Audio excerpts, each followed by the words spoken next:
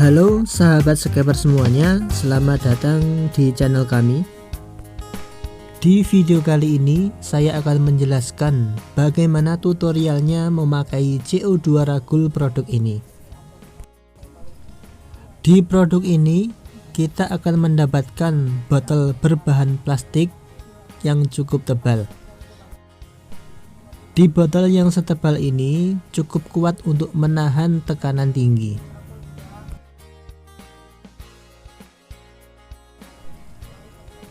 Dan pada tutup botolnya, di dalamnya sudah ada karet seal yang gunanya untuk menahan kebocoran jika terjadi tekanan yang sangat tinggi.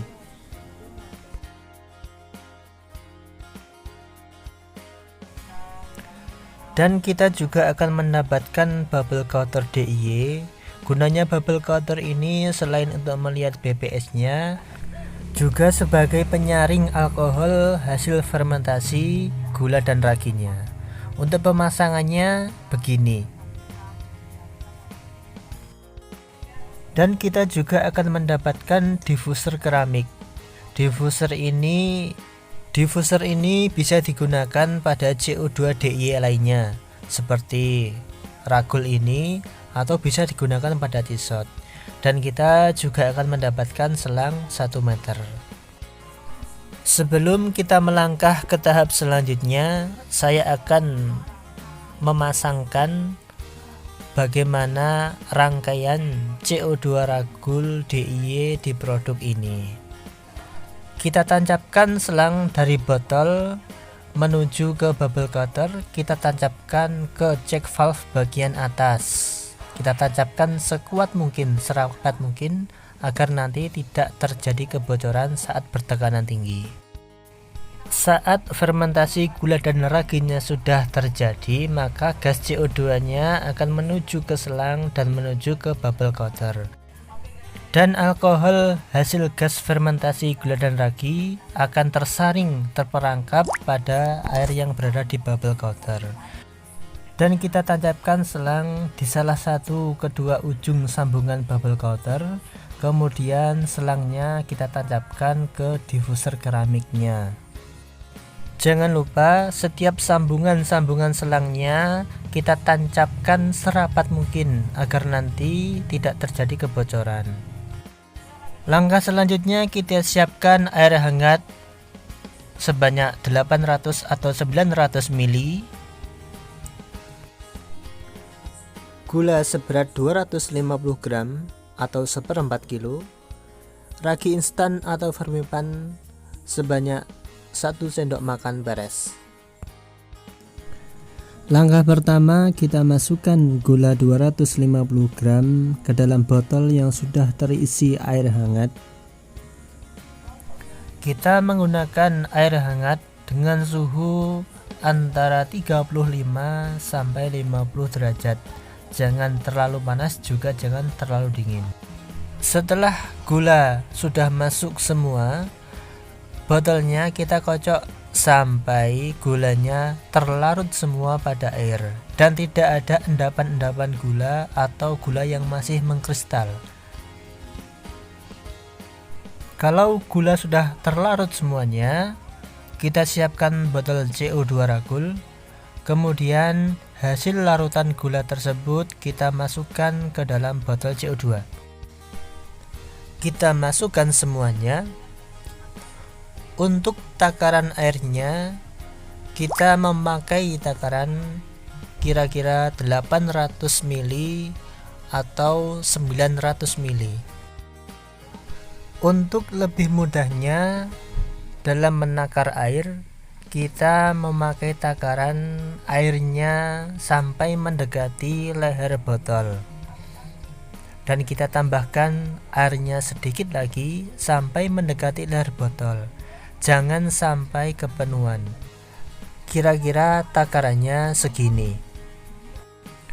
Untuk langkah selanjutnya, ragi instan yang sudah kita siapkan kita masukkan ke dalam botol yang berisi larutan gula. Untuk takaran ragi kali ini kita memakai 1 sendok makan peres.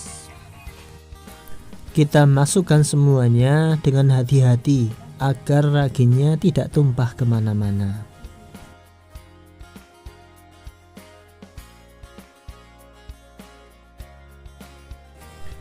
Kalau sudah selesai, langkah selanjutnya kita tutup botolnya. Jangan lupa kerannya harus keadaan off, di-off-kan dulu. Kemudian botolnya kita tutup. Saat menutup botol, yang diputar adalah botolnya agar tidak mempercepat rusaknya drat pada tutup botol.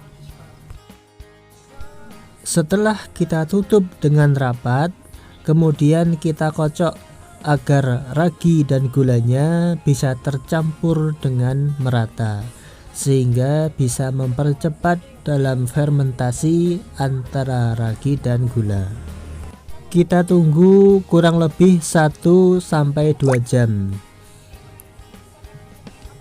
Bisa kita lihat waktu menunjukkan pukul 8:08. Kita akan membuka kerannya waktu 2 jam kemudian. Sambil kita menunggu fermentasinya terjadi, langkah selanjutnya kita masukkan air ke dalam bubble counter, yaitu caranya dengan memasukkan bubble counter ke dalam akuarium atau tank kalian. Kemudian kita pencet-pencet botolnya sampai air masuk ke dalam bubble counter. Kenapa dengan cara seperti ini? Karena tutup botol sudah dilapisi oleh lem, sehingga tidak bisa dibuka dan tidak akan terjadi kebocoran jika nanti terjadi tekanan tinggi. Untuk takaran air yang ada di bubble counter kurang lebih seperti ini, atau bisa kita tambahkan sedikit lagi. Dan inilah hasil akhir rangkaiannya. Kita tunggu kira-kira 1-2 jam. Ya, kita tunggu kira-kira 1-2 jam. Nanti gas CO2-nya akan menuju ke bubble counter dan alkohol akan tersaring atau terperangkap pada bubble counter. Karena hasil fermentasi antara ragi dan gula, gasnya mengandung alkohol. Dan jika alkohol masuk pada tank akan mempengaruhi parameter air kalian. Dan kita tancapkan diffusernya di luar dulu. Karena apa? Karena diffuser yang keadaannya kering akan lebih mudah untuk tembus daripada diffuser yang keadaannya basah. Dan inilah hasil selama kita menunggu 2 jam. Waktu sudah menunjukkan pukul 10:03. Bisa kita lihat fermentasinya sudah berjalan. Di dalam botol sudah ada buih-buih hasil fermentasi. Kemudian kerannya kita buka. Saat membuka kalau bisa tangan 2, karena agar tidak mempercepat rusak pada keran atau tutup botolnya. Kita buka kerannya. Untuk awal membuka kita geber saja. Nanti selanjutnya akan menyesuaikan berapa BPS-nya. Kalau gas CO2 sudah siap dan alkohol sudah tersaring terperangkap pada bubble counter dan menuju ke diffuser, kita menuju langkah selanjutnya, yaitu kita masukkan diffuser keramiknya ke dalam akuarium kalian.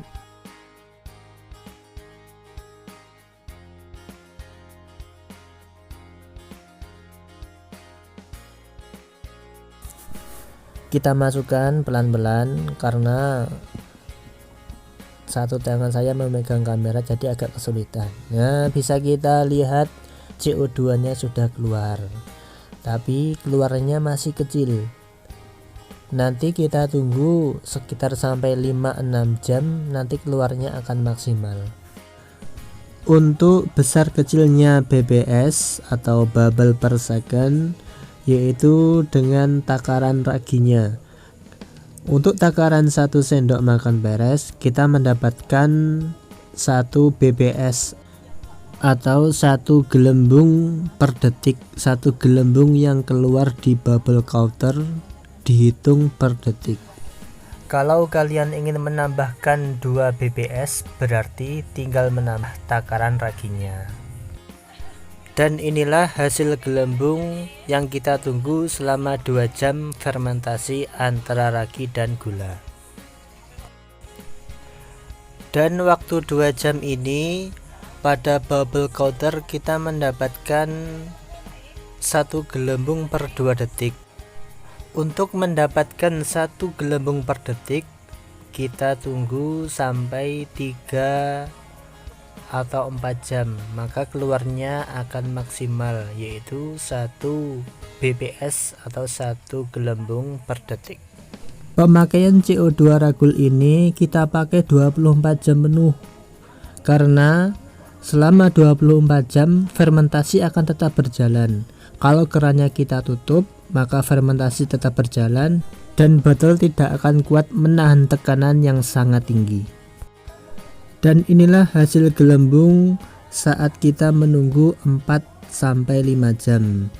Yang kita dapatkan adalah 1 BPS atau 1 bubble per second. Sekali lagi, besar kecilnya BPS yaitu tergantung takaran ragi kalian. Kalau ingin mendapatkan 2 BPS, berarti kalian tinggal menambahkan takaran raginya. Untuk takaran 1 sendok makan beres, kita mendapatkan 1 bubble per second. Sekian video ini, semoga video ini bisa bermanfaat untuk kalian. Terima kasih.